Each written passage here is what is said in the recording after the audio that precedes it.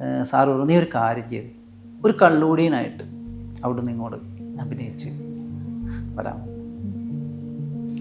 അപ്പോൾ സാറിൻ്റെ അവിടെ ഇങ്ങനെ ഇതാണ് ഈ നമ്മൾ പൂമുഖം ഉണ്ടല്ലോ, കെട്ടിയിരിക്കുന്ന പൂമുഖമാണ്. ഞാൻ അതിൻ്റെ ബാക്കിൽ നിന്ന് ഒരു സാധനം എന്താണെന്നും അറിയില്ല. എനിക്ക് ഒന്നാമത് തന്നെ ഉള്ളിൽ ഭയങ്കര പേടിയാണ്. കാരണം ഞാൻ ഈ അഭിനയിക്കുന്നത് ആരുടെ മുമ്പിലെ ലോഹിത് ദാസ് എന്ന് പറയുന്ന ആ മഹാ സംവിധായകൻ്റെയും തിരക്കഥാകൃത്തിൻ്റെയും അതിനേക്കാളെല്ലാം ഉപരി സാറിൻ്റെ മറ്റൊരു പ്രത്യേകത എന്താണെന്ന് വെച്ചാൽ ഏതാണ്ട് 100-150ഓളം നാടകങ്ങൾക്ക് തിരക്കഥ എഴുതിയിട്ടുള്ള ആളാണ്, അത് സംവിധാനം ചെയ്തിട്ടുള്ള ആളാണ്. അപ്പം എക്സ്പീരിയൻസ് ചെറുതല്ല, മഹാപ്രതിഭയാണ്. അപ്പം ഇദ്ദേഹത്തിന് എന്ന് പറഞ്ഞാൽ നമ്മളുടെ ഓരോ ചെറിയ ചലനങ്ങൾ പോലും ഇദ്ദേഹം ഒപ്പിയെടുക്കും. നമ്മളുടെ മനസ്സിൻ്റെ ഒരു ഒരു ഒരു ഒരു ഒരു ചെറിയ മനസ്സിൻ്റെ ഒരു മാറ്റം പോലും ഇദ്ദേഹത്തിന് മനസ്സിലാവും. അപ്പം ഇതൊക്കെ എനിക്കറിയാം, ഞാൻ ഇദ്ദേഹത്തെ കുറിച്ച് മനസ്സിലാക്കിയിട്ടുണ്ട്. കാരണം എന്നും പല സ്ഥലത്തും വെച്ച് ഞാൻ അകലെ കണ്ടിട്ടുണ്ട്.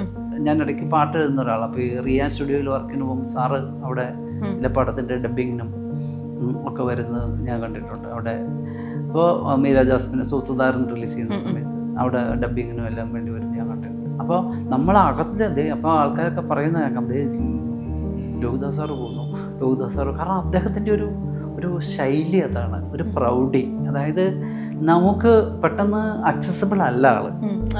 അതായത് അദ്ദേഹം സിനിമയുടെയും കഥയുടെയും കഥാപാത്രങ്ങളുടെയും എഴുത്തിൻ്റെയും മാത്രം ലോകത്തുള്ള ഒരാളാണ്.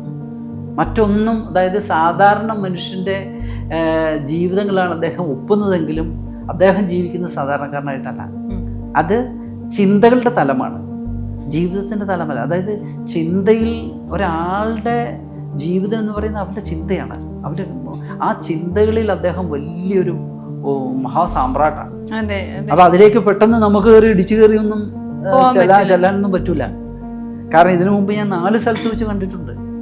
ഒരിക്കൽ കസ്തൂരിമാൻ എന്ന് പറയുന്ന പടത്തിന്റെ 100ാം ദിവസം 50ാം ദിവസം ആഘോഷിക്കുമ്പോൾ ഞാൻ കണ്ടിട്ടുണ്ട്. പക്ഷെ ഒന്നും അദ്ദേഹം അധികം സംസാരിക്കില്ല, ആ ഡിസ്റ്റൻസ് ഇട്ട് എപ്പോഴും നിൽക്കുള്ളൂ. പിന്നെ കൂടെ എപ്പോഴും വലിയൊരു പരിചാരക വൃന്ദം ഉണ്ടാകുന്ന ഒരാളാണ്.